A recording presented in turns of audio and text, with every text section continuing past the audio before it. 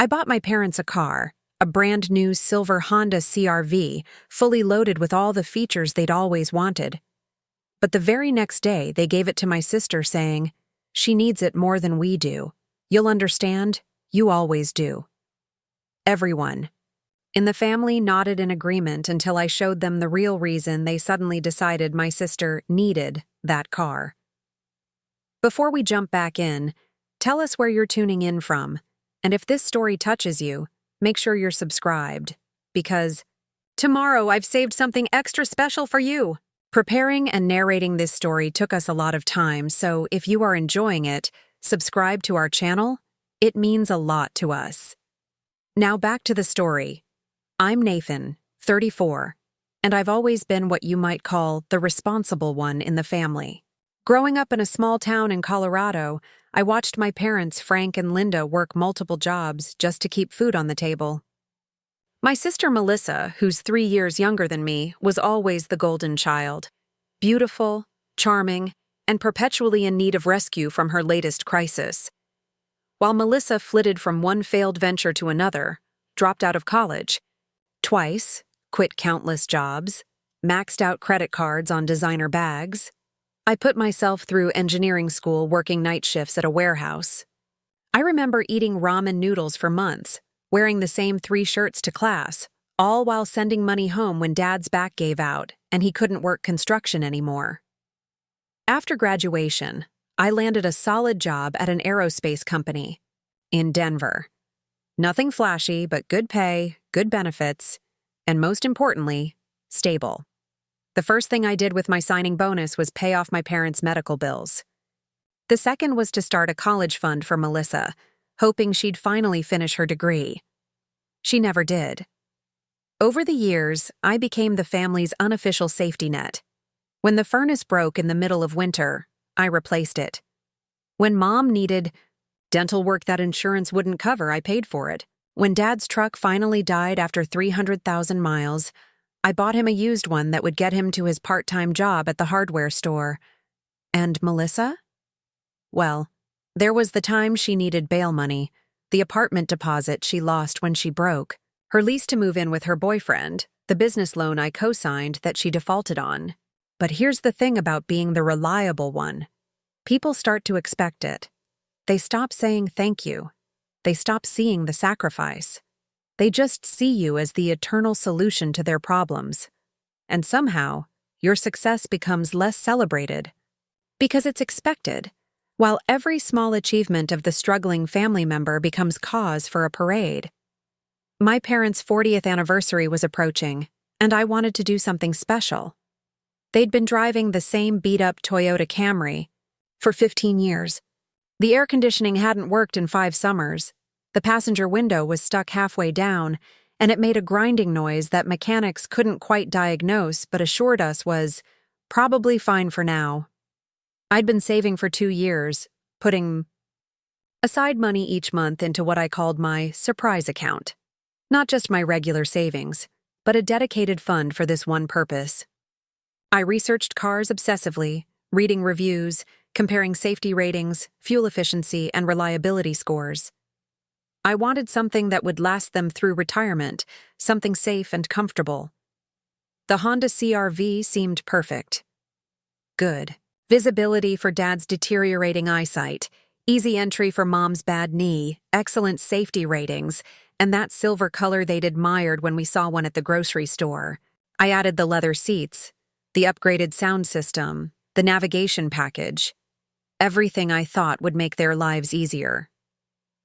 The day I picked it up from the dealership, I was like a kid on Christmas morning. I'd arranged everything in secret, even convincing my parents to let me pick them up for their anniversary dinner, telling them my car was in the shop. The look on their faces when I pulled up in their new car, with a big red bow on top, it was everything I'd imagined. Mom cried. Dad kept shaking his head in disbelief, running his hands over the hood like he couldn't believe it was real. Nathan, "This is too much," Mom kept saying, tears streaming down her face. "We can't accept this." "You've done everything for us," I replied, handing Dad the keys. "Let me do this for you. You deserve it." We spent the evening driving around town, testing all the features. Dad couldn't stop grinning when he discovered the heated seats. Mom was delighted by the backup camera. "Frank, you won't hit the garbage cans anymore." They called me their blessing, their miracle son. For once, I felt like all my hard work, all my sacrifices, were truly appreciated. That night, I went to bed feeling something I hadn't felt in years: valued.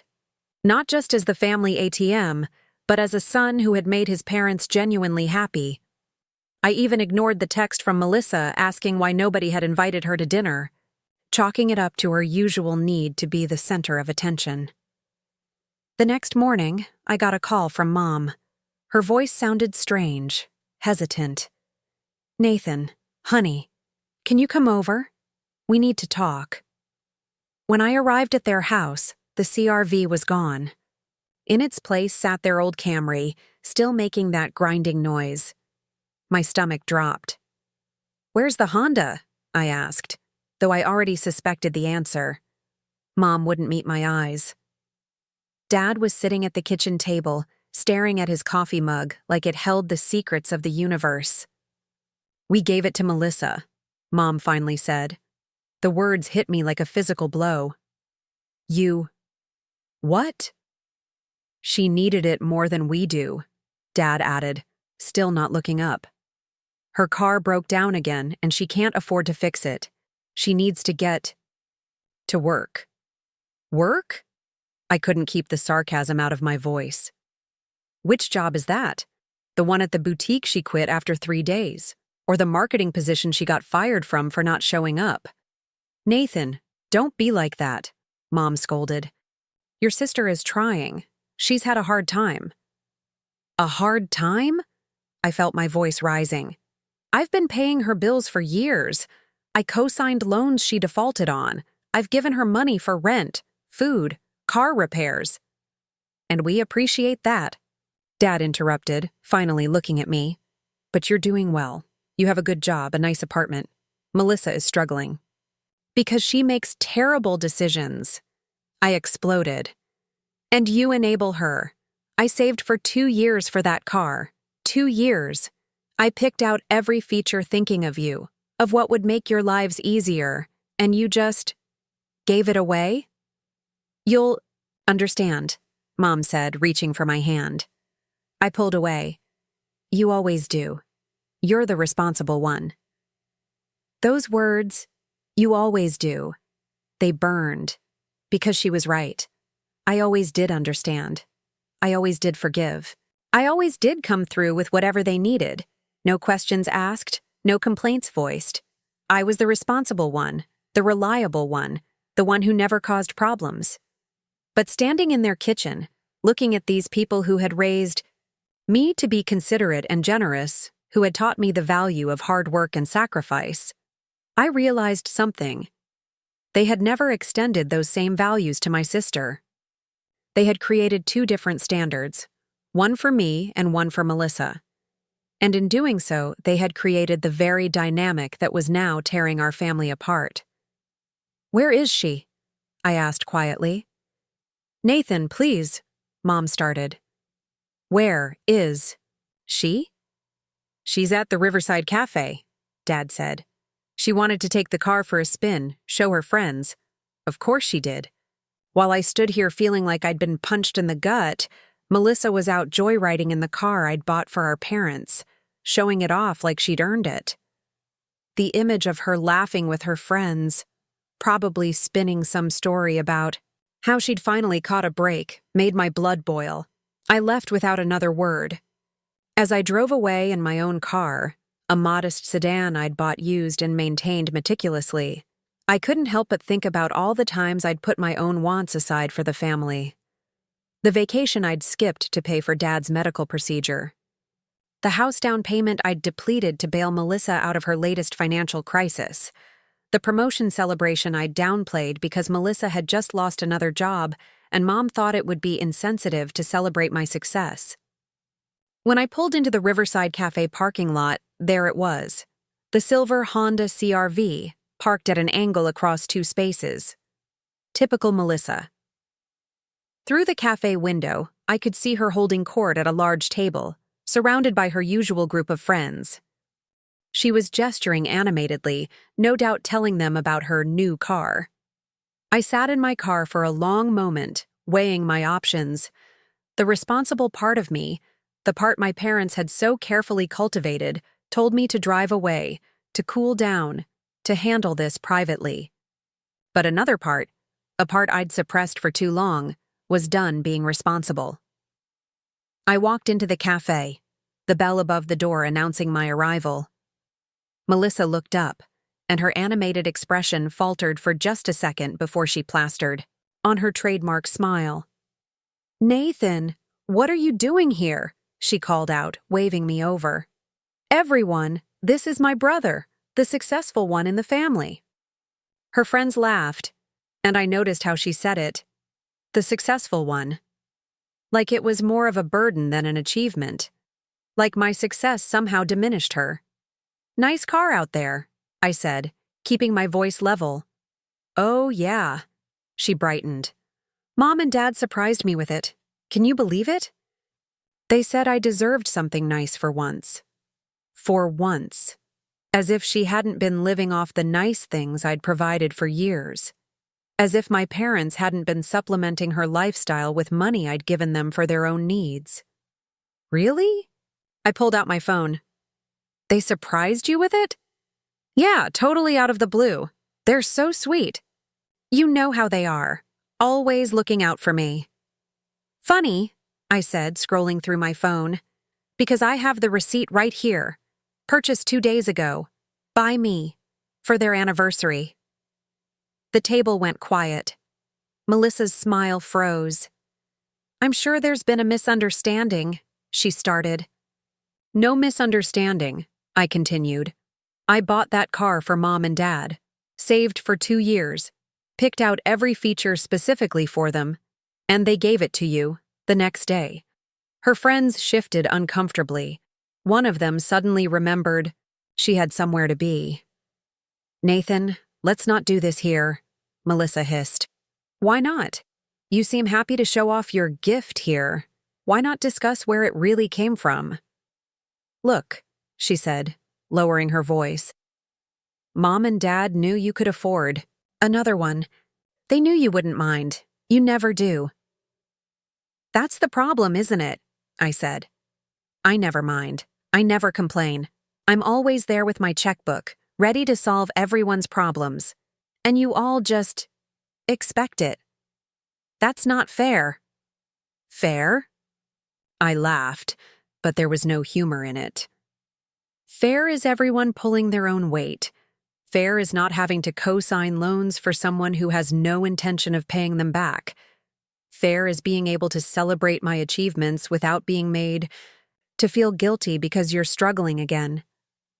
"You don't understand what it's like," she snapped, her facade cracking. "Everything comes easy to you.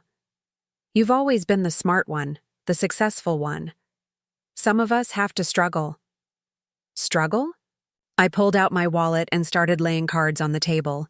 "Credit card I got you when you maxed yours out. Debit card to the account I set up for your emergencies. Gas card I pay for every month. Store card for groceries I cover. Tell me, Melissa, exactly what part of your life are you struggling with?" Her friends were openly staring now. One pulled out her phone, probably texting the others about the family drama unfolding. "You're embarrassing me," she hissed. "No," I said, gathering the cards back up. "You're embarrassing yourself, and as of right now, this ends. All of it. The cards, the payments, the bailouts, done." I turned to leave, then stopped. "Oh, and that car? Enjoy it while you can. I'm calling the dealership to report it stolen since it's still in my name. You have until tomorrow morning to return it to Mom and Dad, or I'm filing a police report." The drive home was a blur. My phone buzzed constantly. Mom, Dad, Melissa, even some of her friends who had my number. I ignored them all. For the first time in my adult life, I was done being the responsible one who always understood, who always forgave, who always came through. When I got home, I did something I should have done years ago. I called my financial advisor and restructured my accounts. No more joint access, no more authorized users, no more automatic transfers to family members. Then I called a therapist and made an appointment. If I was going to break this cycle, I needed help understanding how I'd let it go on for so long. That evening, as expected, my parents showed up at my apartment. They'd never visited before. I'd always gone to them. Seeing them at my door, looking small and uncertain, was jarring. "Can we come in?" Mom asked. I stepped aside wordlessly. They sat on my couch, the one I'd bought secondhand, and reupholstered myself because I was saving money for their car. The irony wasn't lost on me. "Nathan," Dad started, "we need to talk about what happened today." "What's there to talk about? You took a gift I gave you and gave it to Melissa. Pretty straightforward." "You embarrassed her," Mom said. "In front of all her friends. She embarrassed herself by lying about where the car came from." "She wasn't lying," Dad said. "We did give it to her."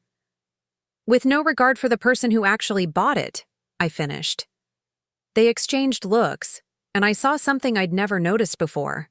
Guilt, yes, but also a kind of resignation. Like, they knew what they'd done was wrong but had convinced themselves it was necessary. "You have to understand," Mom began. "Melissa has always struggled. School was hard for her. Keeping jobs is hard for her." "Because you've never made her accountable for anything," I interrupted. "Every time she fails, you cushion the fall. Every time she needs something, you take from me to give to her." "That's not true." "Really? The birthday money Grandma left me that mysteriously went to Melissa's semester abroad? The bonds from Grandpa that somehow funded her fashion business? Those were different circumstances," Dad protested. "They were exactly the same. You've been doing this my whole life, taking from me to give to her. And I let you because I thought that's what family does. But family doesn't mean one person sacrifices everything while another person takes everything." Mom started crying. "We just wanted to help her. You're so capable, so independent. She needs us more." "No," I said firmly. "She needs to grow up, and you need to let her. What happens when you're gone? When I finally have my own family to support? Who's going to bail her out then?" The question hung in the air, heavy with implications they'd clearly never considered. "We'll return the car," Dad said finally. "That's not the point anymore. The point is that this pattern ends now. I'm done funding Melissa's lifestyle. I'm done being the family safety net. If you want to help her learn responsibility, not dependency." "You're being cruel," Mom whispered. "No, I'm being realistic. And maybe if someone had been realistic with Melissa 20 years ago, we wouldn't be here now." They left. Shortly after, and I spent the rest of the evening fielding angry texts from Melissa.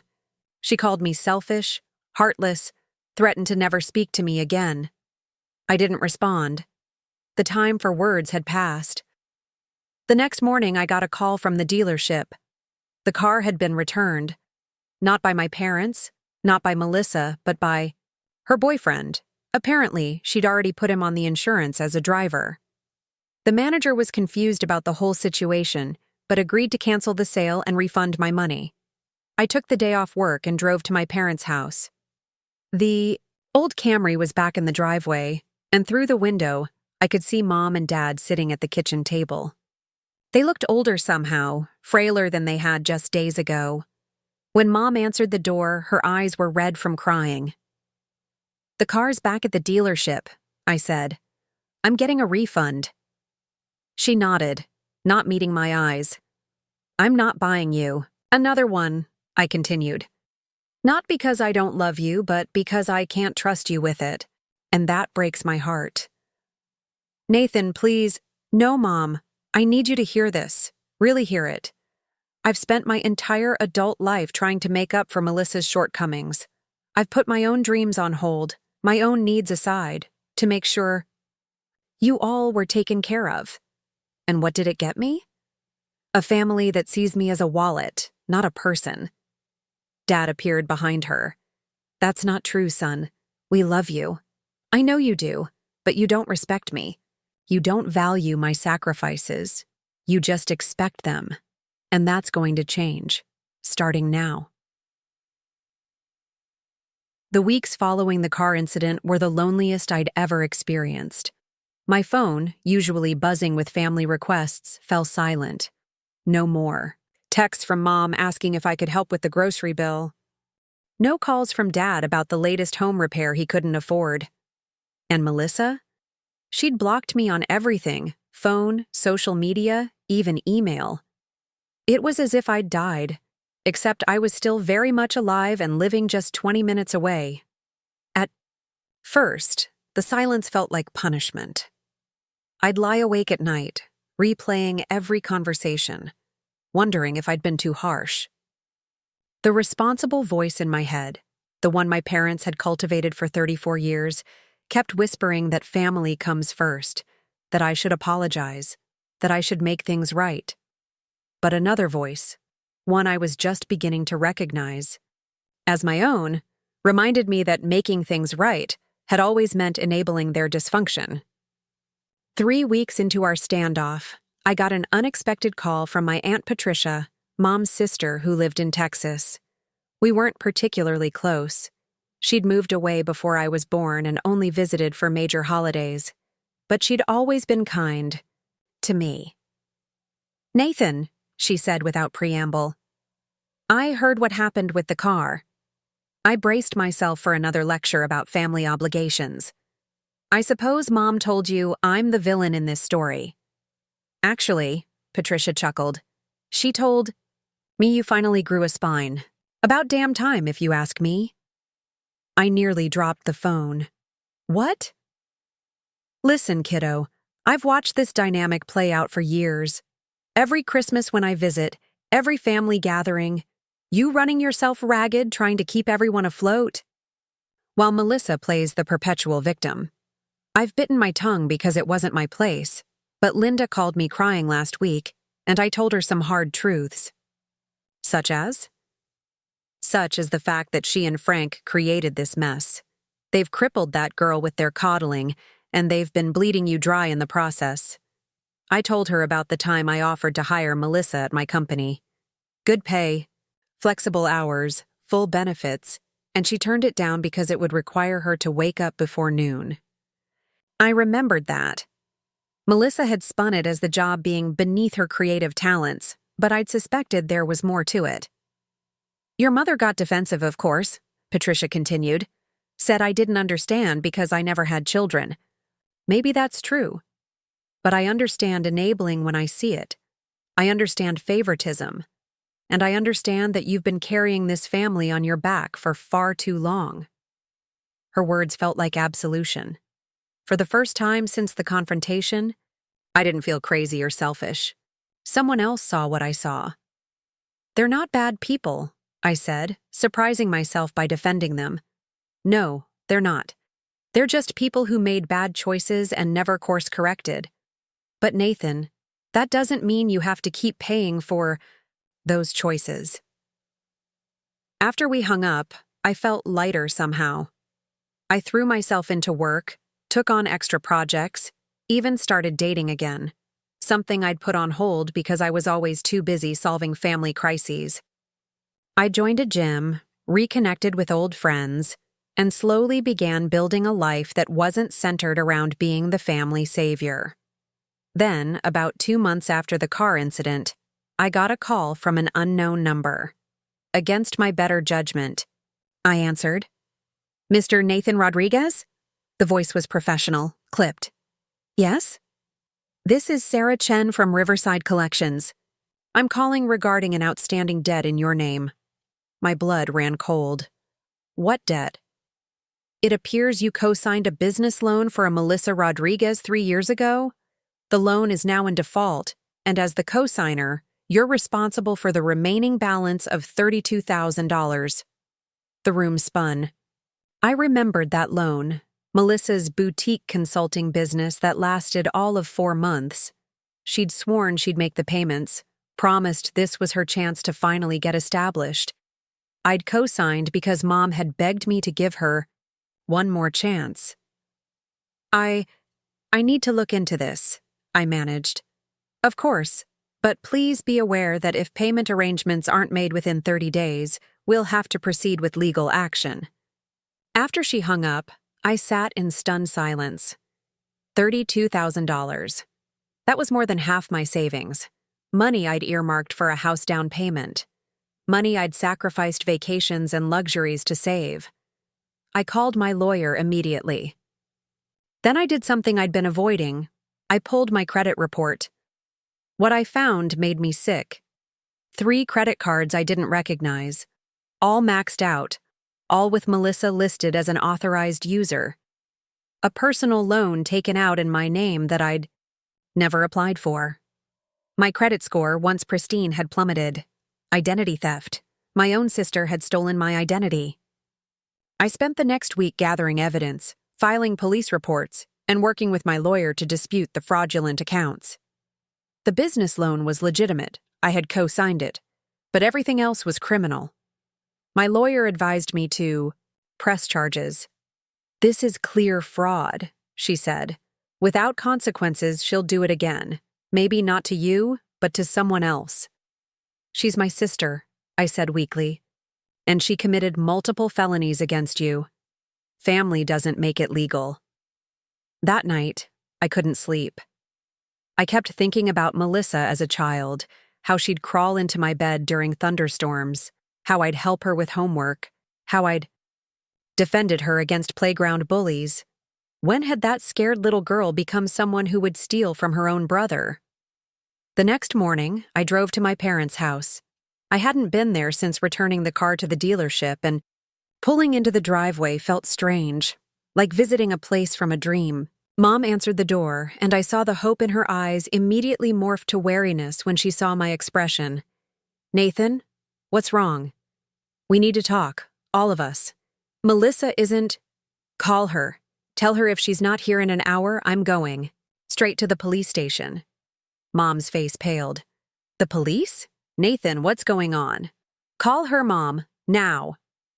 While we waited, I spread the documents across their kitchen table. The credit reports, the fraudulent accounts, the collection notices. I watched as understanding dawned on their faces, followed by disbelief, then horror. This can't be right, Dad said, picking up one of the credit card statements. Melissa wouldn't she? I asked. Look at the charges. Designer handbags, expensive restaurants, a weekend trip to Vegas. All while I was paying her rent because she claimed she couldn't afford food. Mom sank into a chair, her hand over her mouth. Oh, Nathan. When Melissa arrived, she took one look at the papers on the table and tried to leave. Dad, showing more backbone than I'd seen in years, blocked the door. Sit down, he said quietly. I don't have to listen to this, she snapped, but there was fear in her eyes. Yes, you do, I said, unless you'd prefer to have this conversation at the police station. She sat, arms crossed, defiant to the last. I don't know what you think you found, but... Stop. I held up the police report. I know about the credit cards. I know about the loan. I know you've been using my social security number to open accounts. What I don't know is why. Why? She laughed bitterly. Because you have everything, and I have nothing. Because no matter what I do, I'm always the screw-up, and you're always the golden boy. I worked for everything I have. And I didn't? I tried, Nathan. I tried so hard, but every time I failed, there you were, succeeding effortlessly. Do you know what it's like living in that shadow? Do you know what it's like having parents who compare everything you do to your perfect brother? I looked at my parents, who couldn't meet my eyes. They compared us? Constantly, Melissa spat. Why can't you be more like Nathan? Nathan would never do this. Nathan's so responsible. Nathan. So yeah, I took what I thought I deserved. What you could easily replace. Easily replace? You've destroyed my credit. You've stolen my identity. I could lose my security clearance at work. I could. Enough! Mom's voice cracked through the room. We all turned to look at her. Tears were streaming down her face. Enough. This is our fault. Frank's and mine. We did this. Linda, Dad started. No, Frank. We need to own this. We played them against each other their whole lives. We held Nathan to impossible standards while making excuses for Melissa. We created this toxic mess. She turned to Melissa. We failed you. We never let you face consequences. We never let you learn from your mistakes. We crippled you with our protection. Then to me. And we took advantage of you. We used your success as a crutch, your generosity, as a given. We made you feel like your only value was what you could provide. The room fell silent. For the first time in my life, I heard my parents take responsibility. It didn't fix anything, but it was a start. I'm pressing charges, I said finally. Not because I hate you, Melissa, but because this has to stop. You need help, real help, not more enabling. You're going to send me to jail? She whispered. I'm going to let the legal system decide what happens, but I'm also going to insist on restitution and therapy as part of any plea deal. She looked at our parents, perhaps hoping they'd intervene as they always had. But Mom shook her head sadly, and Dad just stared at his hands. I'm sorry, Melissa said finally, and for the first time she sounded sincere. I'm so sorry, Nathan. The legal process was lengthy and painful. Melissa was charged with identity theft and fraud. She pled guilty to avoid jail time, but was sentenced to probation, mandatory therapy, and restitution payments. The court garnished her wages. She had to get a real job to comply with the sentence. My parents sold their house and downsized to a smaller place, using the equity to help pay back some of what Melissa had stolen. They also started therapy, family counseling that I sometimes joined. It was awkward at first, dredging up years of buried resentments and unspoken truths. But slowly we began to heal. The therapist helped us understand the dynamics we'd created. How my parents' fear of Melissa failing had led them to prevent her from learning resilience. How their pride in my success had become a burden that isolated me from normal family affection. How Melissa's resentment had festered into something toxic and criminal. You were all victims of this system, the therapist explained. And you were all perpetrators. The goal now is to break the cycle. It took months, but gradually, things began to change. Melissa, forced to maintain steady employment to make restitution payments, discovered she was actually good at something. She became a social media manager for a local business, using her charm and creativity in a legitimate way. The structure of probation, therapy, and regular work gave her the framework she'd never had. My parents learned to relate to us as individuals, not as opposing forces in their guilt-driven narrative. They stopped comparing us, stopped using my success to shame Melissa or Melissa's struggles to guilt me. Family dinners became less about managing crises and more about genuine connection. And me? I learned to set boundaries without feeling guilty. I discovered that love doesn't mean endless sacrifice, that helping doesn't mean enabling, and that sometimes the kindest thing you can do for someone is let them face the consequences of their actions. A year after that confrontation at the kitchen table, we gathered again for Thanksgiving. The setting was different. My parents' new, smaller house. But the feeling was entirely new. Melissa arrived on time, bringing a side dish she'd actually made herself. She was working, paying her restitution, and had even started saving money. As we sat around the table, Dad raised his glass. I want to make a toast, he said, to second chances, to hard truths, and to the courage to change. We clinked glasses, and I caught Melissa's eye. She smiled, not the manipulative smile I'd grown used to, but something genuine and slightly embarrassed. I paid you back another $500 this month, she said quietly. I know. Thank you. It'll take me years to pay it all back. It's not about the money anymore, I said, and meant it. It's about the fact that you're trying. Mom reached across the table and squeezed my hand. We're all trying. Later that evening, as I helped Mom with the dishes, she said something that struck me.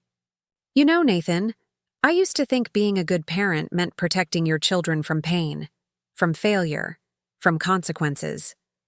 But I realize now that was the easy way out. The hard part, the real love, is letting them struggle and being there to support them through it, not rescue them from it. You're doing that now, I pointed out. Better late than never, right? She smiled sadly. I just wish we'd figured it out sooner, before it cost you so much. It cost all of us, I said. But we're here now. We're healing. That's what matters. As I drove home that night, I thought about the car that had started it all. In a strange way, I was grateful for that incident. Without it, we might have continued our toxic dance indefinitely. Me giving, Melissa taking, my parents orchestrating the whole dysfunction. The car had been the catalyst that forced us all to confront the truth. I'd eventually bought my parents another car, a sensible used sedan that they picked out themselves. This time, there were no strings attached, no expectations, just a gift from a son to his parents. They'd cried when I gave them the keys, but these were different tears. Tears of genuine gratitude, not guilt or manipulation. Melissa had even contributed $200 toward the purchase, insisting it was important to her. It wasn't much in the grand scheme of things, but it represented something profound, her first genuine attempt to give rather than take. The road to healing wasn't smooth. There were setbacks, arguments, moments when we all wanted to fall back into old patterns. But we persisted, guided by therapists, supported by friends like Aunt Patricia who'd seen the dysfunction all along, and motivated by the knowledge that we were building something better. 2 years after the car incident, Melissa called me with news. I got promoted, she said, excitement bubbling in her voice. Assistant marketing director, and Nathan. I can increase my restitution payments now. I want to pay you back faster. Melissa, that's amazing, I said, genuinely proud. But keep some for yourself too. Start your own savings. Build your own stability. I am, she assured me. I've actually been working with a financial advisor. Can you believe it? Me, with a budget and a 5-year plan? I could believe it because I'd watched her transform from the entitled, manipulative person she'd been into someone who took responsibility for her life. It wasn't a complete metamorphosis. She still had her moments of selfishness, her flashes of the old Melissa, but she caught herself now, apologized genuinely, and course-corrected. As for my parents, they'd become advocates for breaking toxic family patterns. Mom even started volunteering at a local community center, counseling other parents on the dangers of enabling and the importance of teaching accountability. Dad, always the quieter one, showed his change through actions. He'd call me to chat about football or fishing, conversations that had nothing to do with money or family crises. The silver Honda CR-V became something of a family legend, a symbol of both our lowest point and the beginning of our healing. Sometimes when we gathered for holidays, someone would reference the car incident, and instead of tension, there'd be rueful laughter.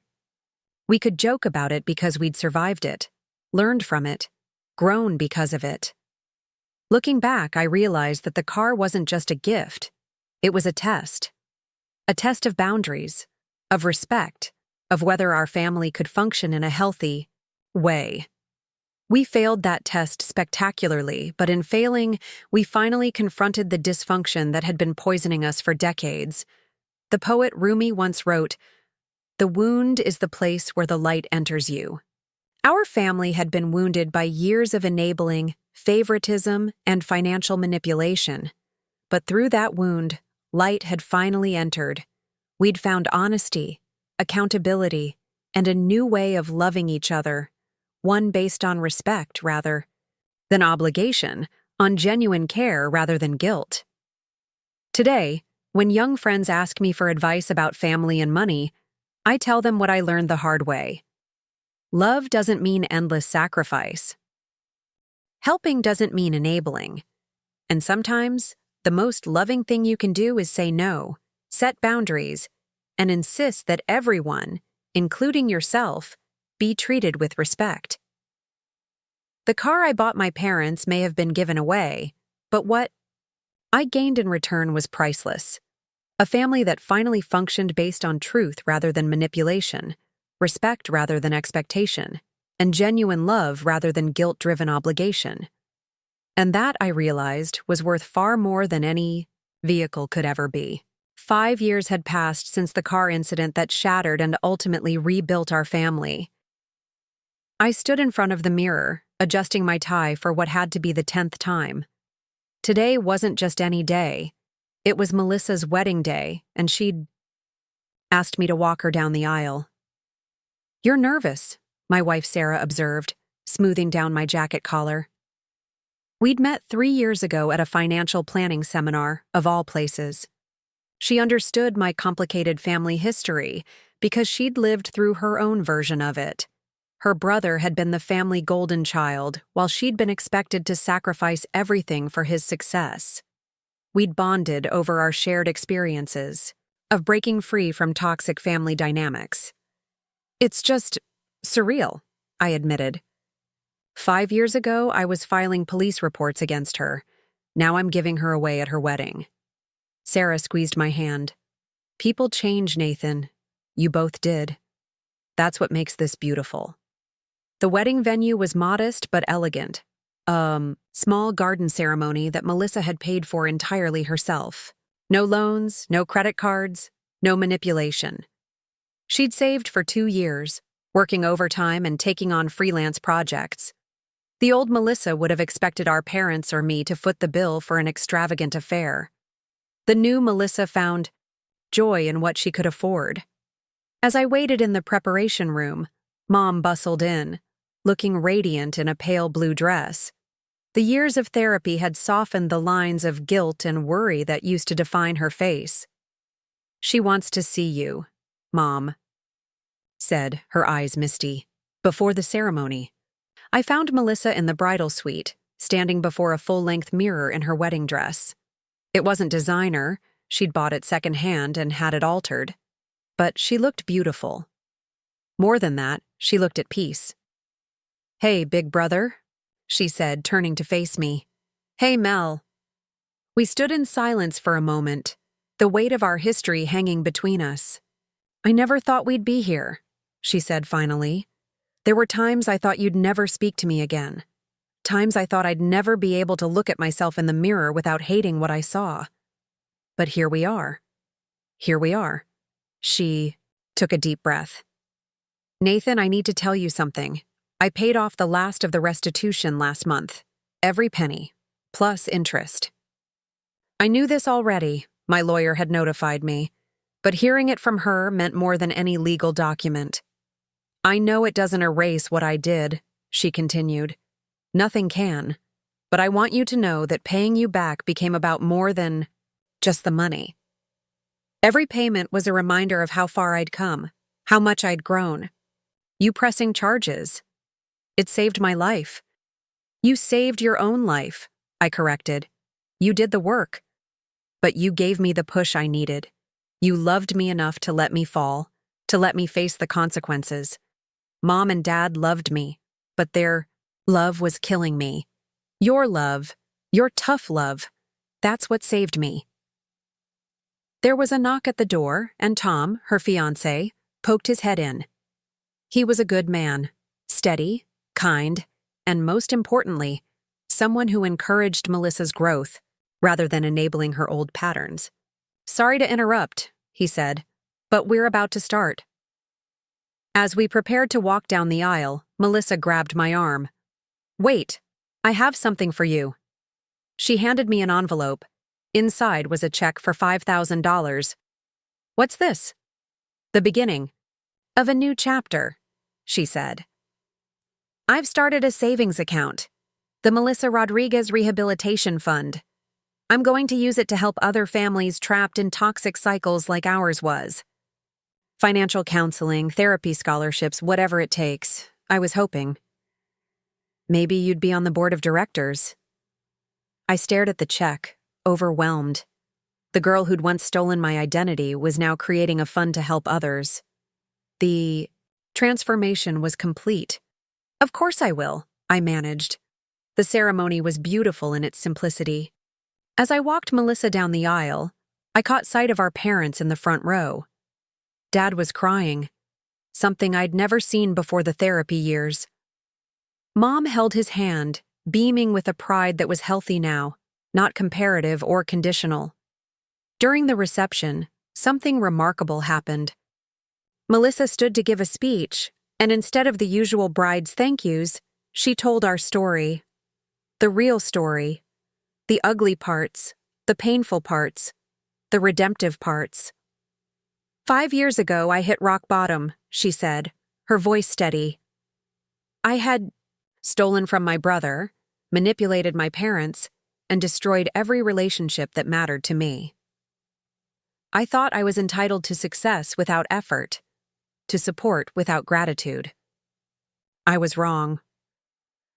The room was silent. This wasn't typical wedding fare, but Melissa had insisted on radical honesty. My brother Nathan could have let me go to jail. Many of you might think he should have. Instead, he did something harder. He held me accountable while still believing I could change. He showed me that real love sometimes means letting someone face their consequences. She turned to our parents. Mom, Dad, you always loved me. But it took losing everything for me to understand that your protection was preventing my growth. Thank you for finding the courage to change along with me. Then to me. Nathan, you gave me the gift of rock bottom.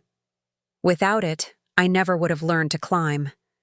I never would have met Tom, never would have discovered my own strength.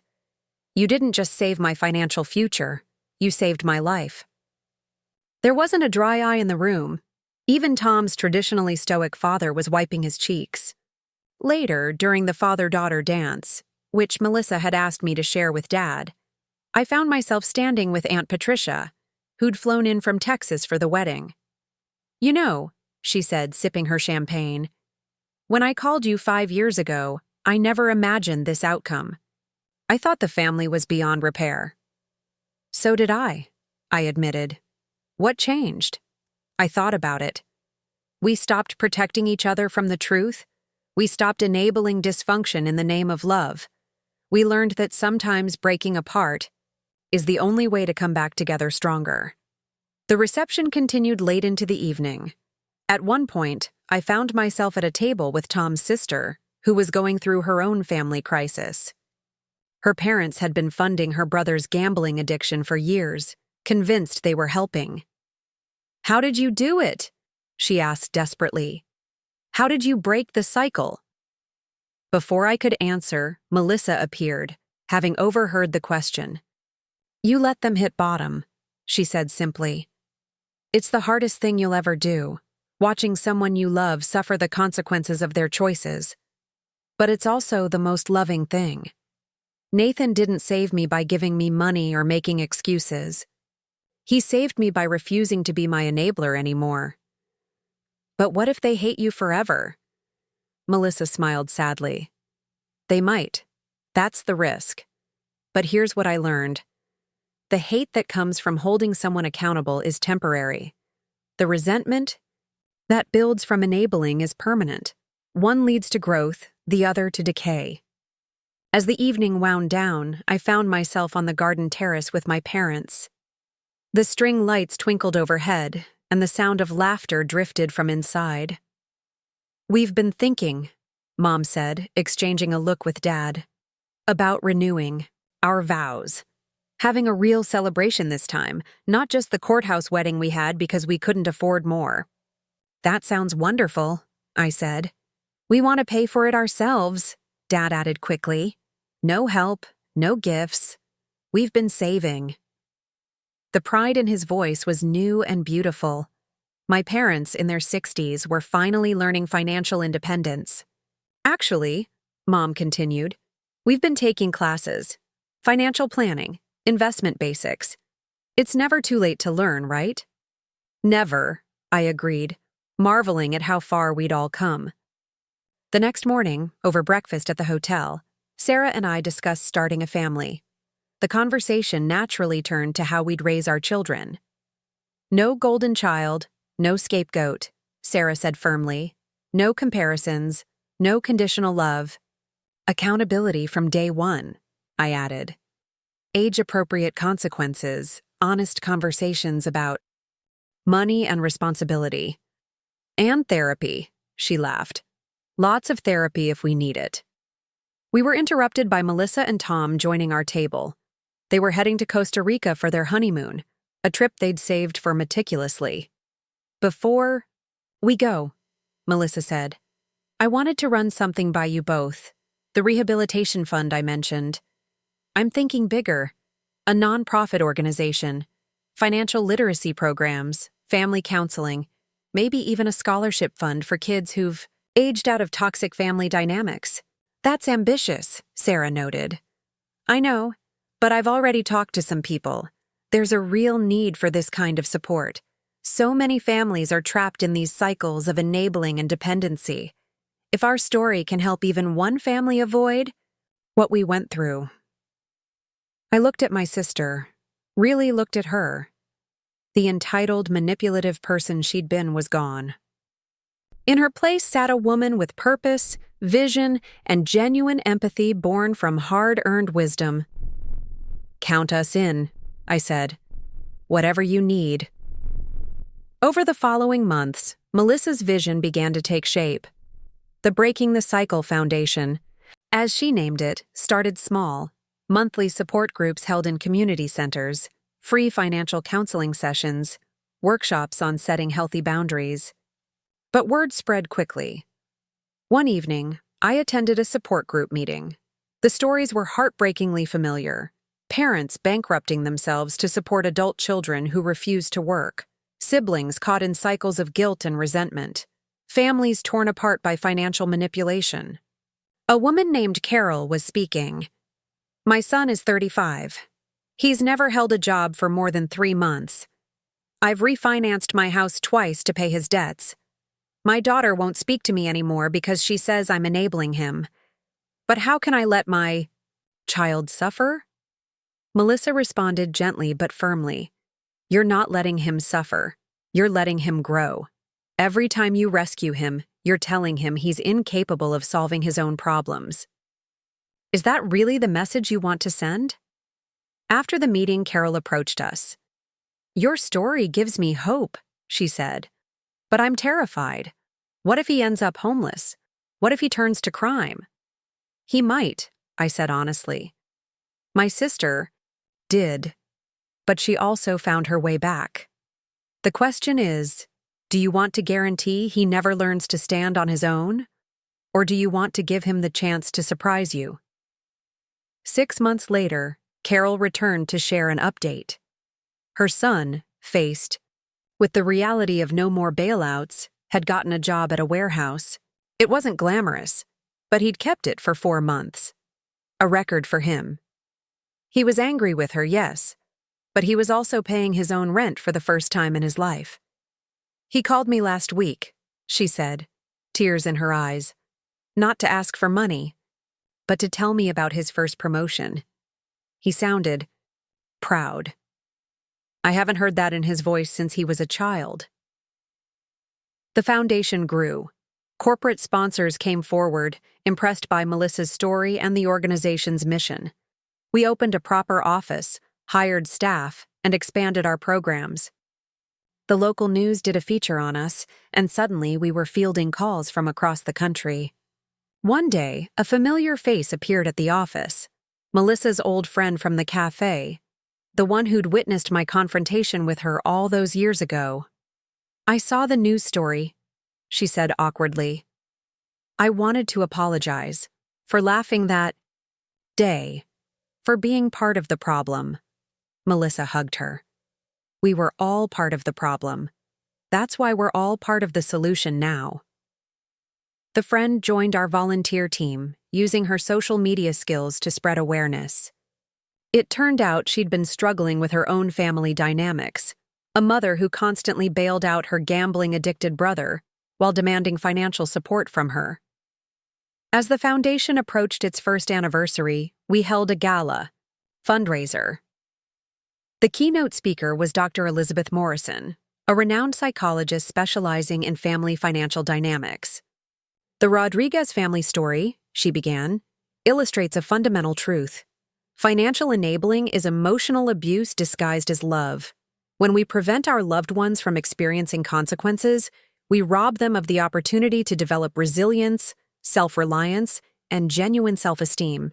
She went on to cite statistics. Adults who were financially enabled by their parents were 60% more likely to experience anxiety and depression, 40% more likely to have unstable employment histories, and 75% more likely to perpetuate the cycle with their own children.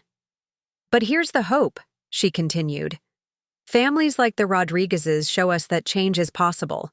It requires courage, commitment, and often professional help. But the result is worth it.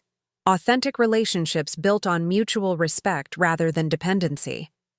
During the gala's silent auction, I noticed Melissa bidding on a photography package. When I raised an eyebrow, she grinned. For Mom and Dad's vow renewal. They've been saving, but I want to contribute something special. Don't worry, it's within my budget. And they insisted on paying for everything else themselves. The vow renewal ceremony, held on my parents' 45th anniversary, was beautiful in a way their original wedding never could have been. This time, they stood before their friends and family as complete individuals, not as young people desperate to escape their own dysfunctional families of origin. Dad's vows included a promise to love without enabling, support without rescuing, and celebrate each family member's individual journey. Mom promised to recognize the difference between helping and hindering, between love and control. When it came time for family photos, the photographer, paid for by Melissa, captured something remarkable. 4 adults standing together, not as savior and saved, not as success and failure, but as equals who had weathered a storm and emerged stronger. A year later, Sarah and I welcomed our first child, a daughter we named Patricia, after the aunt who'd had the courage to speak truth when everyone else was silent. At the baby shower, Melissa presented us with a handmade book titled Lessons. We learned the hard way, a guide to raising financially responsible children. Each page contained a lesson from our family's journey. Let them earn their allowance. Celebrate effort, not just outcomes. Teach delayed gratification early. Model healthy financial boundaries. Love unconditionally, support conditionally. The final page read, Remember, preparing your child for the road is more loving than preparing the road for your child. As I watched my family gather around my newborn daughter, Melissa cooing over her niece, my parents beaming with healthy pride, Sarah's family mingling comfortably with mine, I marveled at the journey we'd taken. The silver Honda CR-V that had catalyzed our transformation was long gone, but its legacy lived on in the foundation, in our healed relationships, in the countless families we'd helped break free from toxic cycles. What had started as a misguided gift had become the greatest gift of all, the opportunity to break destructive patterns and build something better. Today, the Breaking the Cycle Foundation operates in 12 states. Melissa travels nationally, speaking at conferences about financial boundaries and family dynamics. She's working on a book deal, and Tom jokes that he's become Mr. Melissa Rodriguez, a title he wears with pride. My parents volunteer at the foundation, sharing their perspective as recovering enablers. They've become mentors to other parents struggling to set boundaries with adult children. Dad often says, "We thought we were helping our children. Instead, we were helping them fail." As for me, I serve on the foundation's board while maintaining my engineering career. Sarah and I are raising our daughter with the hard-won wisdom of our experiences. We're teaching her that love means wanting someone to grow strong, not keeping them weak and dependent. Sometimes, when I'm reviewing grant applications for the foundation or counseling a family in crisis, I think about that moment in the cafe, when I finally stood up to Melissa. It felt like the end of something then, the death of our family as we knew it. Now I understand it was actually a beginning. The death of dysfunction, the birth of authenticity. The wound truly was where the light entered us. And now, through the foundation and our restored relationships, that light spreads to others trapped in similar darkness. Every family we help, every cycle we help break, is a testament to the power of tough love, accountability, and the courage to change.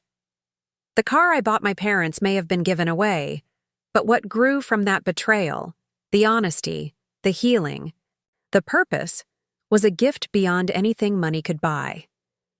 And that's the greatest irony of all. In losing what I thought I was giving, I gained something far more valuable. We all did. The cycle didn't just break, it transformed into something beautiful. 10 years after the car incident, I found myself standing in front of a packed auditorium at Columbia University.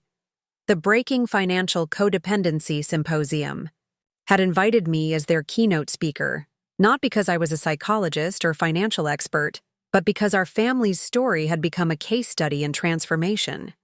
As I adjusted the microphone, I spotted familiar faces in the front row. Melissa, now pregnant with her second child, sitting next to Tom. My parents, both wearing foundation volunteer badges. Sarah, holding our 6-year-old daughter Patricia's hand. And surprisingly, Aunt Patricia herself, who'd flown in from her retirement home in Florida. 10 years ago, I began, I bought my parents a car. They gave it to my sister the next day. That single act of betrayal shattered our family and ultimately saved us all. The audience was silent, waiting. I'd given versions of this speech before, but today felt different. Today I was announcing something that would change everything again. When we started the Breaking the Cycle Foundation, we thought we were just helping families set financial boundaries.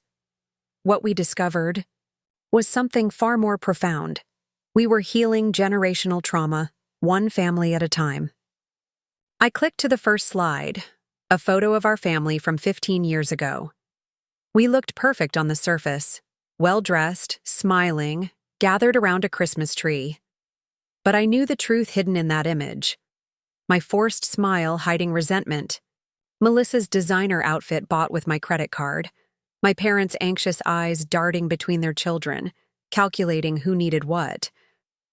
This was us before, I said. A family drowning in dysfunction, disguised as love. The next slide showed us at Melissa's wedding 5 years ago. Imperfect, real, but genuinely happy. And this is us after. Not perfect, but honest. Not without problems, but equipped to handle them. I spent the next 30 minutes detailing our journey, the establishment of the foundation, and the thousands of families we'd helped. Then came the announcement that would change everything. Today, I'm proud to announce that the Breaking the Cycle Foundation has received a $50 million grant from the Morrison Family Trust. This will allow us to expand internationally and establish the Rodriguez Center for Family Financial Health, EA, research institute dedicated to studying and treating financial codependency. The applause was thunderous. As it died down, I saw my mother wiping tears from her eyes. She knew what I was about to say next. The center will be led by 2 co-directors, Dr. Elizabeth Morrison, whose research has guided our work from the beginning, and I paused, looking at my sister, Melissa Rodriguez Chen, MSW, who recently completed her master's in social work while running our foundation and raising a family. Melissa's jaw dropped. We hadn't told her about the co-directorship. It was meant to be a surprise. Tom squeezed her hand as she processed the news. After the symposium, as we gathered for a family dinner, Melissa pulled me aside. "Nathan, I can't accept this. I'm not qualified. Stop, I said firmly. That's the old Melissa talking, the one who either felt entitled to everything or deserving of nothing. You've earned this. Your lived experience combined with your education makes you uniquely qualified. She took a deep breath. You really believe that? I know it. So does Dr. Morrison. So does the grant committee. The only one who doesn't believe it yet is you. That night, we celebrated at my parents' home, the modest condo they'd bought after downsizing. The walls were covered with photos chronicling our journey, foundation milestones, Melissa's graduation, my daughter's first day of school, clippings from newspapers featuring our story. Dad raised his glass. To second chances, third chances, and however many chances it takes to get it right. And to the courage to change, Mom added. As we toasted, my phone buzzed. It was an email from a name I hadn't seen in years. Jason, Melissa's ex-husband. The subject line read, "Saw your speech. Need help." I showed it to Melissa, expecting her to be upset. Instead, she smiled sadly. I wondered when he'd reach out. His family has the same dynamics ours did. His mother is still funding his lifestyle, even after our divorce. What should I do? Invite him to the center. If we can help the man who once enabled my worst impulses, we can help anyone. The Rodriguez Center for Family Financial Health opened 6 months later.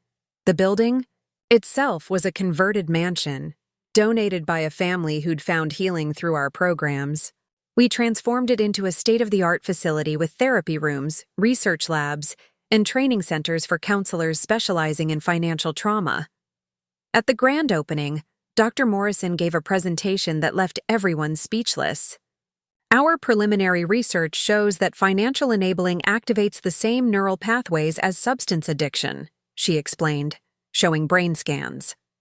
The enabler gets a dopamine hit from helping, while the recipient becomes dependent on that help. It's a chemical codependency, not just an emotional one. She clicked to another slide. But here's the hope. Our studies of families who've broken these cycles, including the Rodriguez family, show that new neural pathways can be formed. The brain can be rewired for healthy interdependence rather than toxic codependency. Melissa followed with a presentation about the center's programs. We're not just treating symptoms anymore. We're addressing root causes. Our intensive family programs include financial therapy, addiction counseling, trauma work, and practical life skills training. As I watched my sister command the room with confidence and expertise, I remembered the woman who'd once stolen my identity. The transformation still amazed me. After the ceremony, Jason approached us hesitantly. He looked different, older, humbled by life. I never apologized, he said to both of us. For my part in the mess, for encouraging the worst in both of us. Melissa nodded. We were both broken people breaking each other further, but that's not who we are anymore.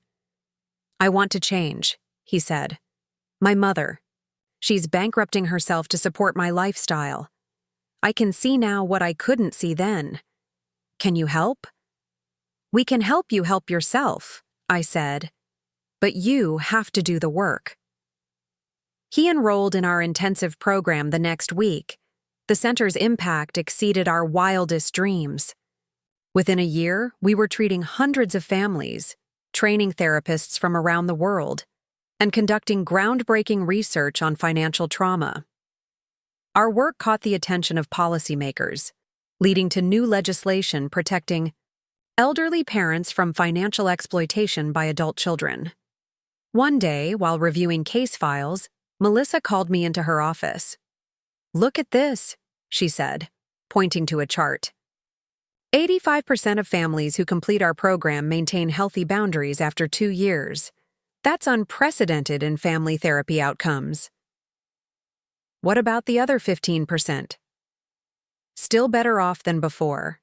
Even partial success is progress. She paused. You know what strikes me? We're not just helping individual families.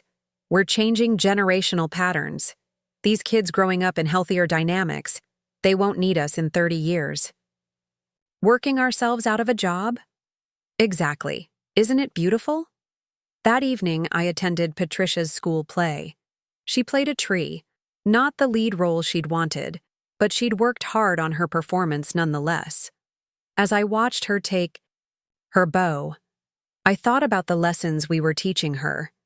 That effort matters more than outcome. That disappointment builds resilience. That love doesn't mean getting everything you want. After the play, she ran to us. "Did you see? I only forgot my line once." "You were wonderful," Sarah said. "And you recovered beautifully when you forgot." "I was scared," Patricia admitted. "But then I remembered what Aunt Melissa says. Courage isn't not being scared. It's being scared and doing it anyway." My parents arrived, having driven themselves in their reliable sedan. They'd insisted on buying their own tickets, a small but significant gesture of independence. "You were the best tree I've ever seen," Dad told Patricia, making her giggle.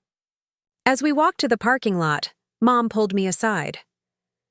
"Your father and I have been talking. We want to donate to the center." "Mom, you don't have to." "Not have to, want to. We've been saving specifically for this. It's not a huge amount, but it's money we earned and saved ourselves. Please let us contribute." I hugged her. "Of course. Every donation matters." 2 years into the center's operation, we faced our biggest challenge yet. A prominent media figure attacked our work, claiming we were destroying family values by encouraging children to abandon their parents. The backlash was swift and harsh. Melissa wanted to fight back immediately, but I counseled patience. Let's respond with data, not emotion. We organized a press conference where we presented our research, testimonials from families we'd helped, and most powerfully, stories from elderly parents who'd found freedom from the burden of enabling. One woman, Martha, spoke about refinancing her home 3 times to support her 45-year-old son's business ventures. "I thought I was being a good mother," she said, "but I was destroying both of us. Thanks to the center, I'm retired comfortably, and my son has held a steady job for 18 months. Our relationship is better than ever because it's based on love, not money." The tide of public opinion shifted. The media figure eventually apologized, admitting his own family struggled with similar issues. As the center grew, so did our family. Melissa had her second child, a boy named Nathan. "After the uncle who saved my life," she told everyone. Tom's business thrived, built on principles of fiscal responsibility we'd all learned the hard way. My parents became grandparents who gave time and wisdom, not money they couldn't afford. Sarah and I had another daughter, Elizabeth, named after Dr. Morrison. We raised both girls with age-appropriate responsibilities, teaching them that love and boundaries weren't mutually exclusive, but necessarily intertwined. One evening, as I was leaving the center, I found Melissa in the parking lot, staring at something. It was a silver Honda CR-V, same model as the one that had started everything. "Weird, isn't it?" she said. "How something so painful led to all this?" "Do you ever think about how different life would be if Mom and Dad had kept the car?" She considered this. "We'd still be trapped. I'd still be entitled and resentful. You'd still be exhausted and bitter. Mom and Dad would still be enablers. The foundation wouldn't exist. Thousands of families would still be suffering in silence." "So you're saying I should thank you for taking the car?" I joked. "No," she laughed. "But maybe we should thank the universe for making things fall apart so they could fall into place." 5 years after the center opened, we celebrated a remarkable milestone, our 10,000th family successfully completing the program. The celebration was held at the center's garden, where we'd planted a tree for every 100 families helped.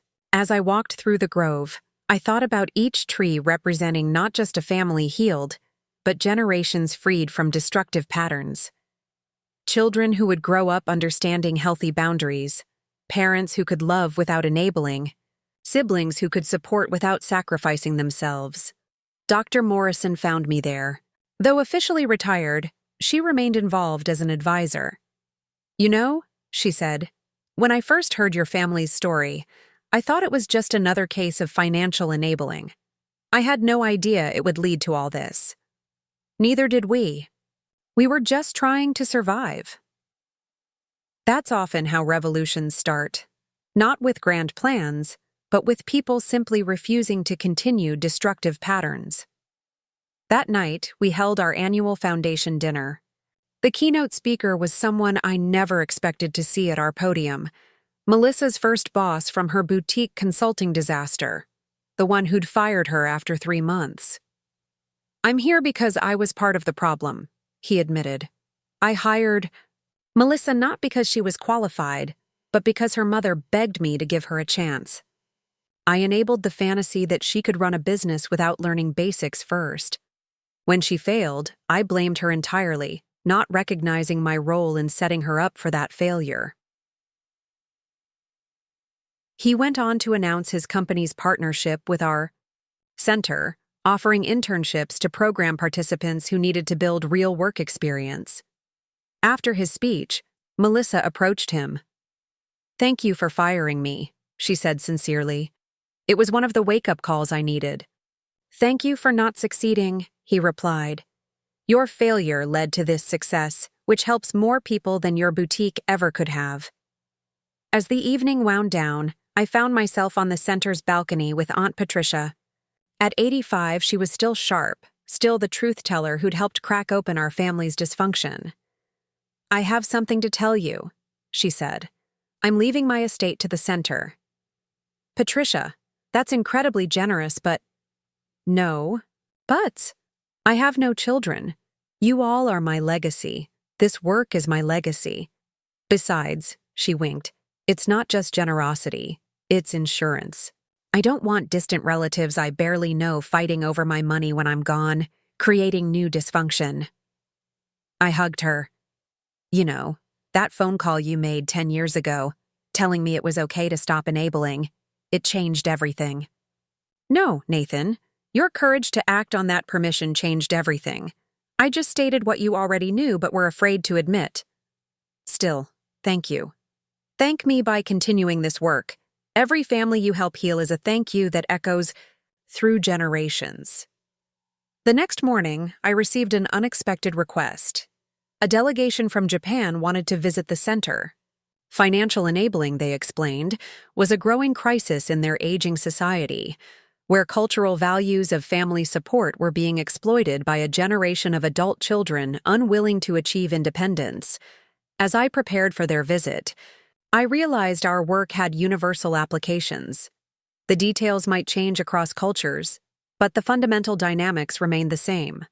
Love twisted into control, help warped into harm, sacrifice perverted into self-destruction. The Japanese delegation spent a week with us, observing our programs and meeting with families.